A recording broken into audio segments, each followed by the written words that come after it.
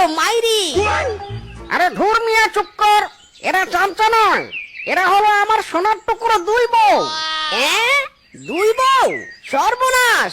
কি বলো বানর ভাই, আমি এক বউয়ের জ্বালায় জলে পুড়ে মরছি, আর তুমি কিনা দুই বউ নিয়ে ঘুরছো? আরে পাগলা, দুটো বিয়ে করিসনি তো, তাহলে বুঝবি কি দুই বউয়ের ভালোবাসা। আমার দুই বউ আমাকে ভীষণ আদর যত্ন করে। এই যে দেখ না, রাস্তাতেও কেমন আমার সাথে আঠার মতো লেগে আছে। হা করে দেখছিস কি? ভাবছি এটা কি করে সম্ভব।